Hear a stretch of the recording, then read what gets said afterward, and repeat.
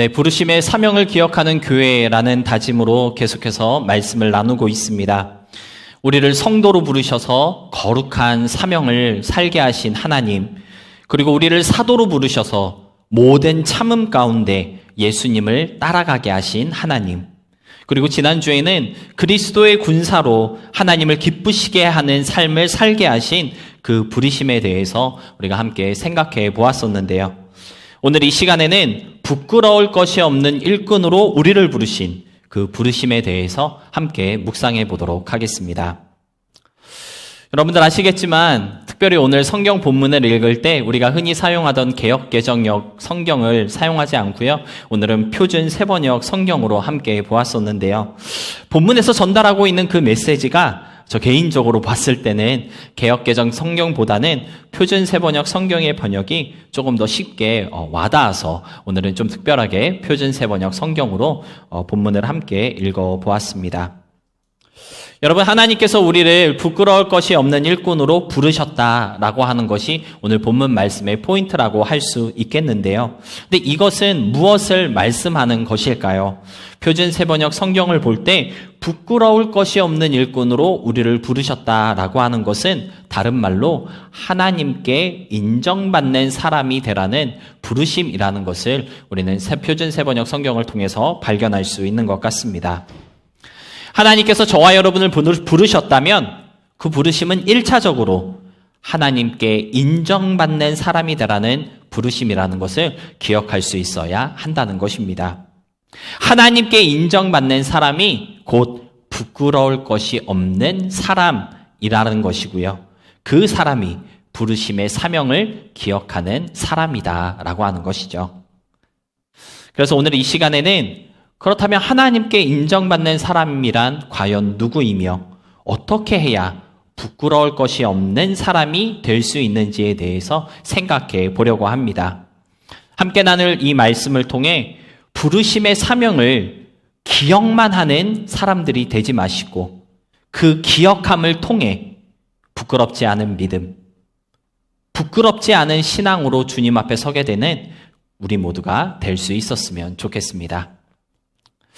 첫 번째로 부끄럽지 않은 일꾼이 되기 위해서는요, 부끄러움이 무엇인지를 알아야 할 필요가 있을 것 같습니다. 여러분은 언제 부끄럽다라고 하는 표현을 사용하십니까? 부끄럽다는 것은 어떤 상태를 표현하는 것일까요? 사실 이 부끄럽다라고 하는 표현은요, 성경의 가장 첫 부분에서부터 소개되고 있을 정도로 어떤 특별함을 가진 그러한 표현이다라고 말할 수 있을 것 같은데요. 창세기 2장 25절을 보면요, 아담과 그의 아내 두 사람이 벌거벗었으나 부끄러워하지 아니하였다라고 하는 말씀이 나오고 있는 것을 볼 수가 있습니다. 하나님의 형상대로 태초에 창조되었던 아담과 하와에게는요, 부끄러움이라는 것이 존재하지 않았다고 성경은 우리에게 가르쳐주고 있는 것이죠. 그런데 재밌는 것은 무엇입니까? 홀딱 벗고 있어도 부끄러울 것이 하나 없던 이들이 하나님의 말씀을 어기고 선악을 알게 하는 나무의 실과를 따먹었을 때 부끄러움을 느끼기 시작하였다라고 하는 것이죠. 창세기 3장 7절의 말씀인데요. 우리 다 같이 함께 보도록 하겠습니다. 함께 읽겠습니다. 시작. 이에 그들의 눈이 밝아져 자기들이 벗은 줄을 알고 무화과 나무 잎을 엮여 치마로 삼았더라. 여러분, 창세기 2장 25절과 창세기 3장 7절의 말씀을 토대로 볼 때 창세기 말씀은 부끄러움에 대해서 우리에게 어떠한 메시지를 전달해주고 있는 것일까요? 일반적인 의미에서 부끄럽다고 하는 것은 얼굴이 빨개진다거나 또는 얼굴을 들 수 없는 상태, 창피하거나 떳떳하지 못한 그러한 상황들을 의미하는 것일 수 있겠지만 성경적인 의미에서 부끄럽다고 하는 것은요, 죄와 관련되어 있는 인간의 상태를 표현하고 있다라고 창세기는 우리에게 가르쳐주고 있는 것입니다. 하나님의 형상을 온전히 가지고 있었을 때는요, 부끄러움을 몰랐다는 것이죠. 하지만 하나님의 형상을 잃어버리고 욕심과 욕망에 빠진 죄인이 된 그 즉시로부터 사람은 부끄러움을 알게 되었고 부끄러워하기 시작하였다라고 성경은 우리에게 알려주고 있습니다. 그러한 의미에서 오늘 본문이 우리에게 부끄러울 것이 없는 일꾼으로 인정된 자가 되라고 권면하고 있는 것은 아주 중요한 권면이 아닐 수가 없습니다. 그냥 일 잘하고 내가 맡은 일, 해야 하는 일을 최선을 다하는 열심 있는 일꾼이 되라는 것이 부끄러울 것이 없는 일꾼이 되라는 그러한 권면인 것이 아니고요. 잃어버린 하나님의 형상을 되찾고 죄에서 멀어지며 내 욕심과 욕망은 벗어내는 그러한 사람이 되는 것. 그것이 부끄럽지 않은 일꾼이 되기 위한 첫걸음이라는 것을 오늘 본문은 우리에게 말씀해주고 있는 것입니다. 여러분, 하나님께서 우리를 일꾼으로 부르셨다는 그 말은요, 여러분들을 헌신자로, 봉사자로 부르셨다라고 하는 의미일 수도 있을 것입니다. 직분자로 부르시고, 리더로, 또는 또 교회 일을 잘 감당하는 사람으로 부르셨다라는 표현이 우리를 일꾼으로 부르셨다라는 표현일 수도 있겠지만, 근본적으로 일꾼으로 부르셨다라고 하는 그 표현은요, 뭔가 일을 해야 하는 사람으로 우리를 부르셨다라는 표현을 가지고 있다고 볼 수 있을 것입니다. 하나님께서 저와 여러분을 일할 사람으로 부르셨다라고 하는 것이죠. 그런데 무슨 일을 해야 하는 사람으로 우리를 부르셨냐면요, 그냥 교회 일만 하는 사람으로 부르신 것이 아니라 우리가 해야 하는 일, 근본적으로 우리가 집중해야 하는 일은 하나님의 형상을 되찾고 죄에서 멀어지는 그런 일을 해야 하는 사람으로 우리를 부르신 것입니다. 그 일을 잘하는 사람, 그래서 부끄러움을 벗어내는 사람이 되는 것. 그것이 오늘 본문을 통해 우리를 부르신 부르심의 사명이다라고 하는 것입니다. 사랑하는 성도 여러분, 오늘 주일 예배로 하나님 앞에 나올 때 혹시 우리 마음 가운데 부끄러움이 있지는 않습니까? 떳떳하지 못하고 조금은 수치스러운 모습이 우리 가운데 있다면 오늘 이 시간을 통해 그 부끄러움을 벗어낼 수 있는 저와 여러분이 될 수 있었으면 좋겠습니다. 여러분, 하나님의 부르심은요, 우리로 하여금 부끄럽게 하기 위한 부르심은 아닙니다. 부끄럽지 않게 하시기 위한 부르심이라는 것을 여러분 기억하셨으면 좋겠습니다. 하나님은요, 우리를 정죄하고 심판하기 위해서 여러분을 이 자리로 오게 하신 것이 아니라 우리 가운데 있는 그 부끄러운 모습을 깨닫고 그 모습을 벗어내게 하시기 위한 사랑의 부르심으로 오늘 저와 여러분을 이 자리로 부르신 것이다 라고 하는 것이죠. 창피하여 얼굴을 들지 못하게 하는 우리 마음 깊은 곳에 감춰있는 죄와 욕심, 욕망들이 주님 앞에 낱낱이 기억되고 드러나는 오늘 이 하루가 될 수 있음으로써 부끄럽지 않은 일꾼, 부끄러울 것이 없는 하나님의 사람으로 다시 주님 앞에 서게 되는 귀한 은혜가 오늘 저와 여러분의 삶 가운데 충만케 될 수 있기를 진심으로 소망하며 축복합니다. 두 번째로, 부끄럽지 않은 일꾼이 되기 위해서는요, 부끄러운 일꾼도 있다는 것을 알아야 할 필요가 있겠습니다. 여러분, 교회 안에는요, 부끄럽지 않은 일꾼도 있겠지만 반대로 부끄러운 일꾼도 있다라는 것을 먼저 알아야 합니다. 그래야 혹시 나는 부끄러운 일꾼이 아닌지, 혹시 나는 부끄러운 성도는 아닌지 우리 자신을 먼저 점검할 수 있기 때문입니다. 여러분, 누가 하나님 앞에 부끄러운 사람일까요? 그 전에 먼저 우리가 알아야 할 것은요, 부끄럽다 또는 부끄럽지 않다를 구분하는 어떠한 기준이 있다는 것을 기억해야 할 것 같습니다. 부끄럽지 않은 일꾼 또는 부끄러운 성도가 되게 하는 어떤 갈림선, 척도, 그 사이를 나누는 어떤 기준이 있다는 것이고요. 그 기준이 무엇인지를 알아야 지금 내가 부끄러운 일꾼인지 아니면 부끄럽지 않은 성도인지를 확인할 수 있다라고 하는 것이죠.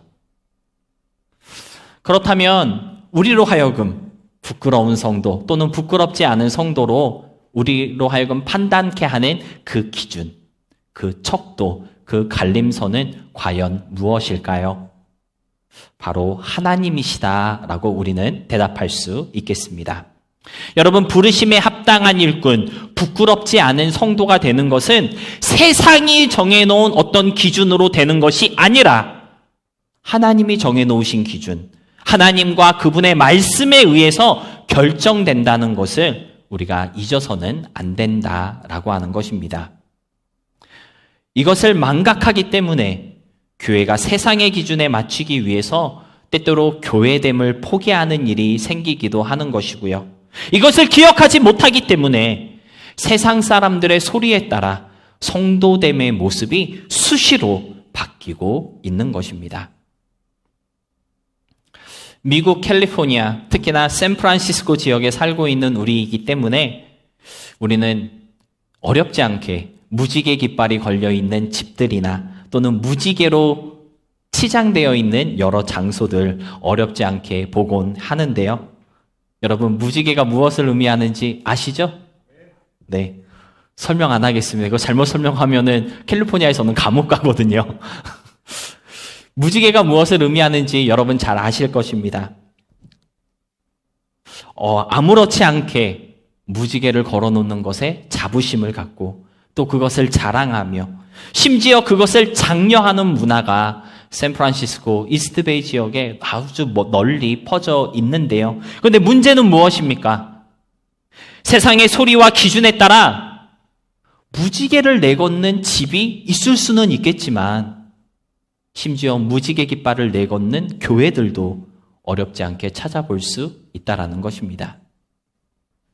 그들은요, 교회라고 한다면 더 넓은 마음과 또 이렇게 많은 사람들을 포용할 수 있는 그러한 교회가 되어야 하지 않겠느냐라고 주장하는 세상의 기준에 맞춰서 우리는 그러한 교회다라고 하는 것을 선전하기 위해 무지개 깃발을 내거는 것일 수도 있겠지만 정작 우리가 우선적으로 맞춰야 할 하나님께는 맞추지 못한 부끄러운 모습은 아닌지 생각해 볼 필요가 있을 것 같습니다.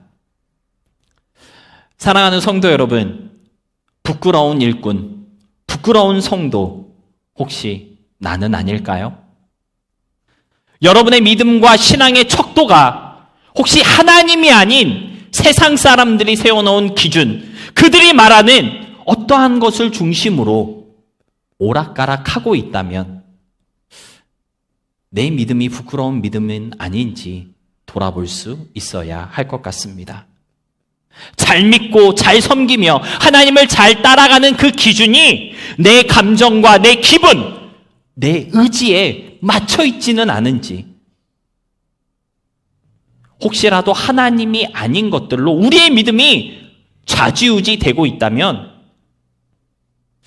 나의 믿음, 부끄러운 믿음은 아닌지 자신을 먼저 돌아볼 수 있으시기 바랍니다.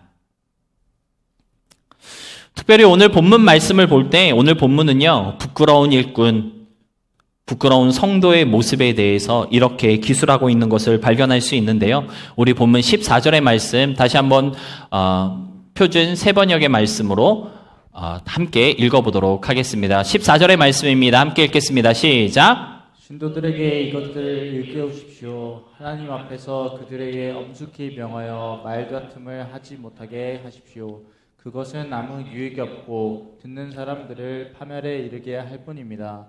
여러분, 14절의 말씀에서 볼 때 부끄러운 일꾼의 모습 두 가지가 발견되는 것을 우리는 볼 수가 있습니다. 첫 번째 부끄러운 일꾼의 모습은 무엇입니까? 말다툼이라고 성경은 알려주고 있고요. 두 번째는 무엇입니까? 파멸에 이르게 하는 행동이다라고 오늘 디모데후서는 우리에게 알려주고 있습니다. 여러분, 하나님 앞에서 부끄럽지 않은 성도, 떳떳하고 당당한 성도가 되기 위해서 먼저 우리가 꼭 피해야 할 것이 있는데 바로 말다툼을 피해야 한다고 사도 바울은 우리에게 권면하여 주고 있는 것입니다. 그런데 이 말다툼은요, 그냥 말다툼이 아니라 디모데 후서의 배경을 중심으로 생각해 보면 뭔가 교회를 어지럽게 하고 교회를 분열되게 하는 다툼, 복음과는 상관없고 진리를 방해하는 그러한 말싸움을 피해야 한다는 것을 말하고 있음을 우리가 깨달을 수가 있는데요. 그러한 다툼은 아무 유익이 없다는 것이죠. 오히려 하나님의 말씀이 온전히 전파되는 것을 방해하기 때문에 그러한 말다툼을 피해야 한다고 성경은 우리에게 알려주고 있는 것입니다. 사랑하는 성도 여러분, 우리 더 나누는 교회가 하나님 앞에서 부끄럽지 않은 교회, 부끄럽지 않은 공동체가 되기 위해서는요, 쓸데없는 일에 에너지 낭비하는 일을 멀리할 수 있어야 합니다. 진리를 선포하는 일, 복음을 나누고 말씀을 공부하며 서로 사랑하기에도 시간이 부족한데 말싸움으로 교회를 분열시킬 필요가 있을까요? 없을까요? 그러할 이유가 전혀 없다라고 하는 것이죠. 여러분, 성 어거스틴이라는 사람 들어보신 적 있으신가요? 요즘에는 어거스틴이라고 안 부르고 아우구스티누스라고 이렇게 부르는 것 같은데요. 성 어거스틴이라는 사람이 이러한 말을 했습니다. 본질에는 일치를, 비본질에는 관용을, 모든 일에는 사랑을. 여러분, 믿음의 본질에 있어서는 일치를 구하는 우리가 되어야 합니다. 믿음의 본질에 있어서는 타협할 수가 없는 것이죠. 그렇지 않습니까? 믿음의 본질에 있어서는 일치를 구하는 우리가 되어야 합니다. 그런데 그 외의 것들에 있어서는요, 자유를 허용하고 너그럽게 받아줄 수 있는 관용을 가질 수 있어야 한다라는 것이죠. 그리고 무엇보다 중요한 것은 무엇입니까? 그 모든 것 위에 사랑으로 안을 수 있는 넉넉함을 가진 우리가 된다면 쓸데없는 말다툼으로 교회를 흔들거나 본질적이지 않은 것으로 서로에게 상처를 주는 일은 없을 것이라는 지혜를 성 어거스틴은 우리에게 들려주고 있는 것 같습니다. 부르심의 사명으로 부끄럽지 않은 교회, 그리고 부끄럽지 않은 일꾼, 성도가 되기 위해서 성 어거스틴의 이 조언을 기억하는 우리 모두가 되었으면 좋겠습니다. 두 번째로 우리가 피해야 할 부끄러운 행동은요, 파멸에 이르게 하는 행동이라고 오늘 디모데후서는 우리에게 말해주고 있는데요. 구체적으로 파멸에 이르게 하는 행동이 무엇인지 두 가지로 생각해 볼 수 있을 것 같습니다. 먼저 신앙적인 면에서 볼 때 이것은 믿음에서 멀어지게 하거나 또는 교회를 떠나게 하는 행동을 뜻한다고 볼 수 있습니다. 여러분, 앞에서 우리는 교회를 분열하게 하는 말다툼에 대해서 생각해 보았는데요. 여러분, 교회에 싸움이 생기면, 교회에 다툼이 일어나면 어떠한 일이 일어나는지 아십니까? 누군가는 상처를 입고 누군가는 아파하며 심지어 교회에 실망하여서 아예 믿음을 등지게 하는 일들이 일어나게 되기도 합니다. 말다툼으로, 교회 안에서 일어나는 싸움으로 인해 교회가 교회답지 못할 때 교회 안에서 일어나는 어떤 일들이 누군가를 믿음으로 이끌지 못하는 일이 될 수도 있다라고 하는 것이죠. 여러분, 우리가 부끄럽지 않은 성도, 부끄럽지 않은 일꾼이 되기 위해서는 적어도 나 때문에 교회를 떠나거나 나 때문에 믿음을 등지는 사람이 없도록 해야 하지 않겠습니까? 나중에 천국 갔는데 어떤 사람이 하나님 앞에 서더니 나 동건이 때문에 그때 그 교회 못 다녔잖아요. 이러면 얼마나 동건이가 부끄럽겠어요. 그렇죠? 그러니까 그때요, 김주영이라는 사람이 그래가지고 정말 너무 힘들었습니다. 이러면 하나님 앞에 주영이가 얼마나 부끄럽겠습니까? 맞죠? 적어도 하나님 앞에 갔을 때 어떠한 사람이 딱 나와서 더 나누는 교회 장현진이라는 자매가 있었는데요, 교회 생활하는데 얼마나 큰 도움이 됐는지 몰라요. 그런 고백하면은 부끄럽지 않은 성도가 될 수 있는 거잖아요. 맞죠? 여러분, 나로 인해 누군가 교회에서 상처 입고 마음에 치료되지 않는 멍을 갖게 된다면 부끄러운 일꾼이 될 수밖에 없다는 것을 명심하시고요. 상처 주는 일보다는 위로하고 감싸주는 일에 더 열심 낼 수 있는, 누군가를 믿음으로 이끌어줄 수 있는 넉넉함을 갖는 우리 모두가 될 수 있었으면 좋겠습니다. 파멸에 이르게 하는 행동의 두 번째 측면은 무엇일까요? 일상의 삶도 조심해야 한다는 것을 말해주고 있는 것입니다. 교회에서는 완벽한 성도이고 신앙이나 믿음에 있어서는 흠잡을 것이 없는 사람인데 이상하게 그 사람의 일상을 보면 다른 사람에게 피해 주는 것을 아무렇지 않게 생각하고 다른 사람을 아프게 하는 삶을 살아가는 사람 있을까요? 없을까요? 그러한 사람도 있을 수 있다라고 하는 것이죠. 그러한 삶을 살아가는 사람이 바로 파멸에 이르게 하는 행동을 하는 사람, 하나님 앞에 부끄러운 성도다라고 하는 것입니다.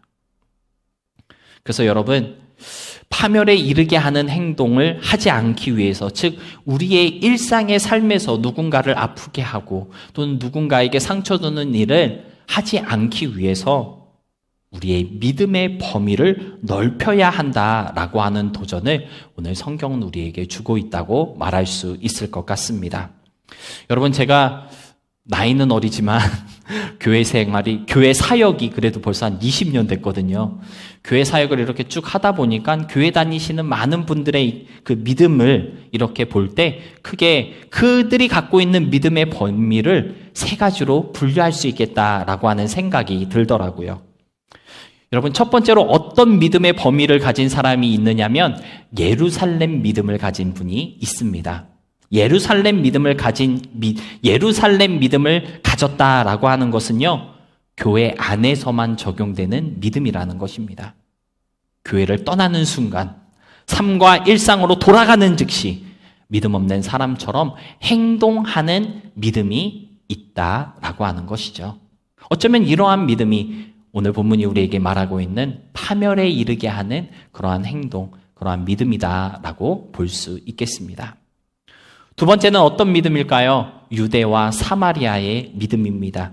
이 믿음은요, 내가 교회를 다니는 것을 아는 사람이 있을 때, 내가 예수님을 믿는다는 것을 아는 사람이 있다면 적어도 그 순간 그곳에서는 믿음적으로 행동하려고 노력하는 믿음입니다.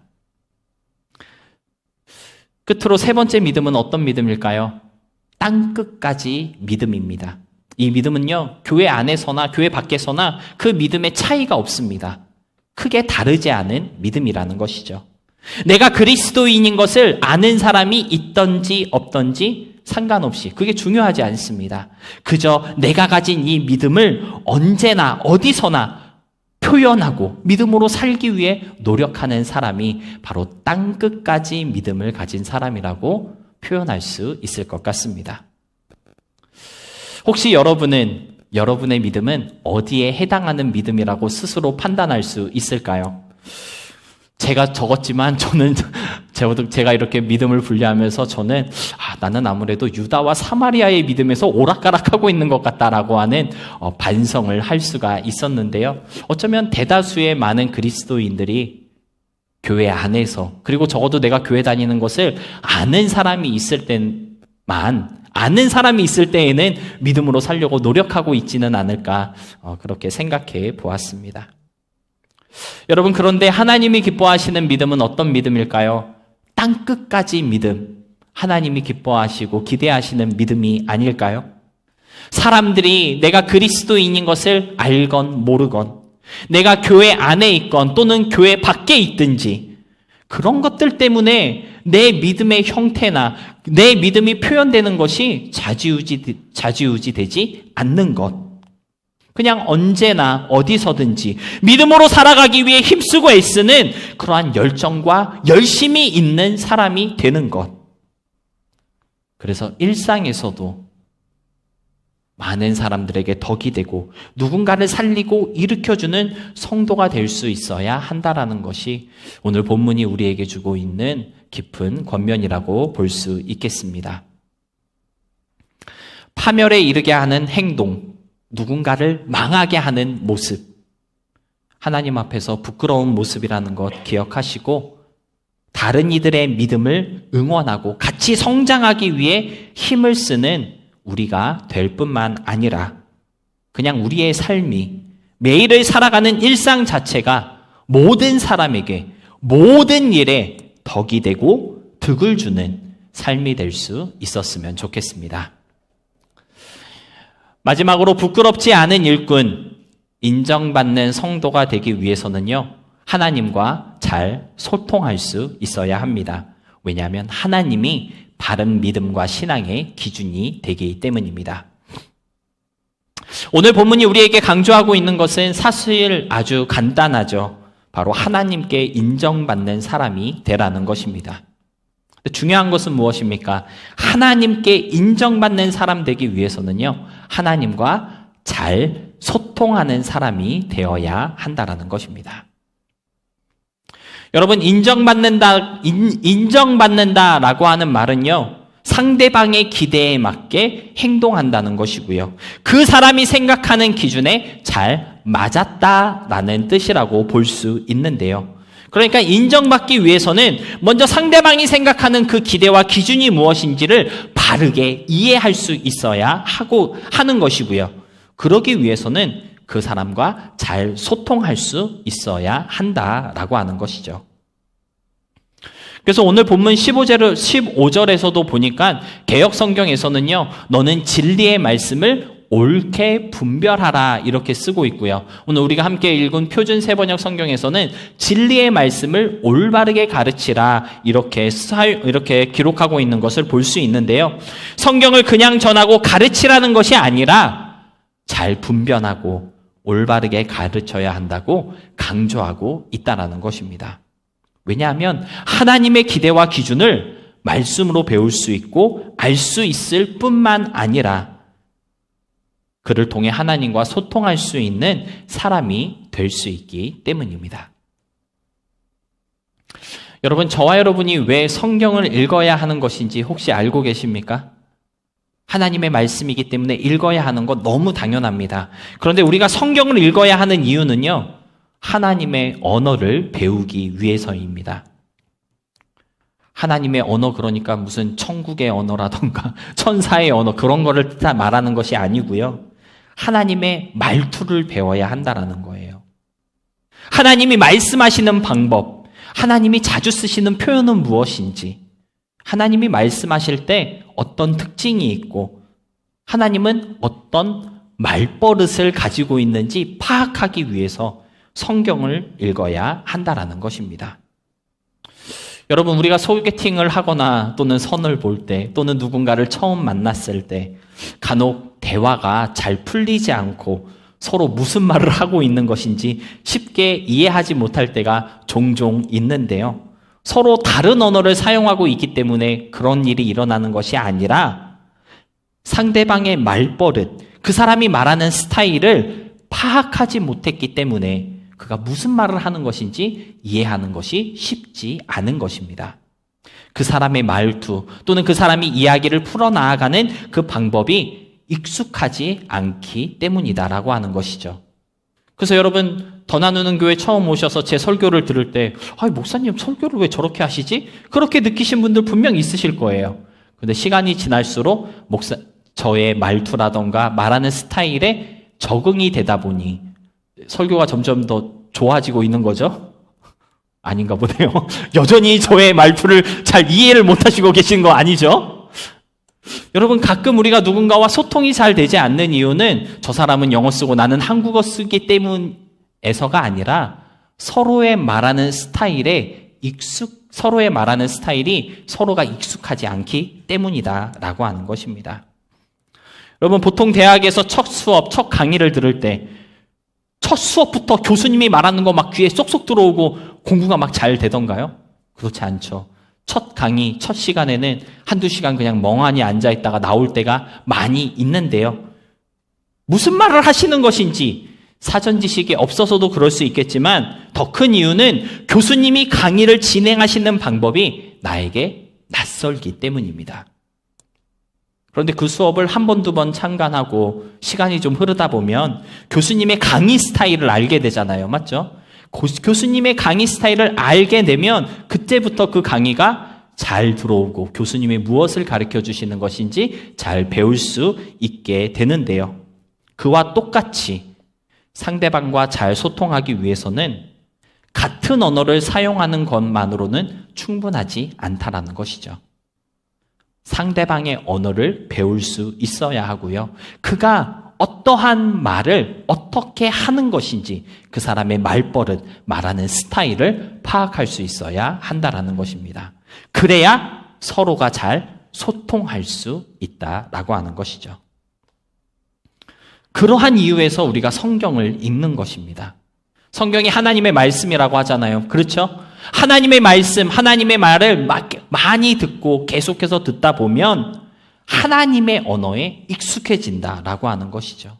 그래서 성경 읽는 것은 하나님의 언어를 배우는 과정입니다. 하나님의 말투, 하나님의 말씀하시는 스타일에 익숙해지기 위해서 성경을 읽어야 한다라는 것이죠.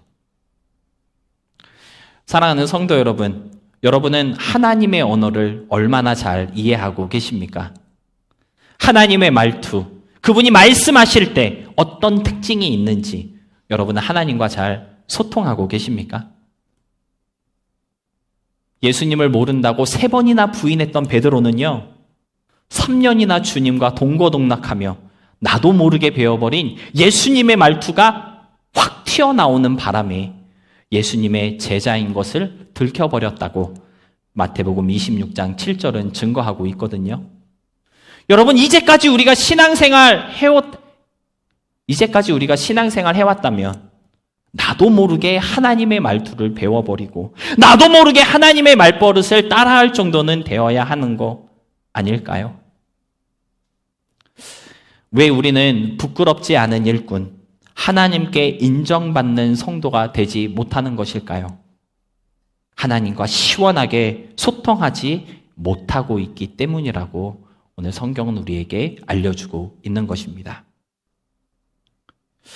사랑하는 성도 여러분, 성경 읽으시기 바랍니다. 하나님의 말버릇을 배워갑시다. 그분의 말습관에 익숙해질 수 있도록 하나님의 언어를 배워가는 우리 모두가 될 수 있음으로써 그분이 말씀하시는 것이 무엇인지 척하고 알아들을 수 있는 소통 전문가들이 되어서 하나님의 기대와 기준대로 믿음 생활하기에 조금도 부족함이 없는 그런 더 나누는 교회 모든 성도님들이 되시기를 주님의 이름으로 부탁드립니다. 말씀을 정리하겠습니다. 부르심의 사명을 기억하는 교회라는 다짐으로 2월 한 달 말씀을 나누었습니다. 여러분을 부르신 하나님의 그 음성을 잊지 않으시기 바랍니다. 내가 있는 그 자리에서, 내가 살아가는 그 삶 속에서 늘 우리를 부르고 계신 하나님의 음성에 귀를 기울일 수 있는 여러분들 되시기를 부탁드립니다. 하나님은 우리를 성도로 부르셨습니다. 또한 예수님의 제자로, 그리스도의 군사로 우리는 부르심을 받았습니다. 뿐만 아니라 부끄러울 것이 없는 하나님의 사람으로 오늘도 저와 여러분을 부르고 계시다는 것 여러분들 기억하셔서 부르심의 사명대로 살아가는 삶, 부르심의 뜻대로 주님 앞에 세워져가는 저와 여러분 그리고 우리 모두의 인생이 될 수 있기를 주님의 이름으로 소망하며 축복합니다. 아멘.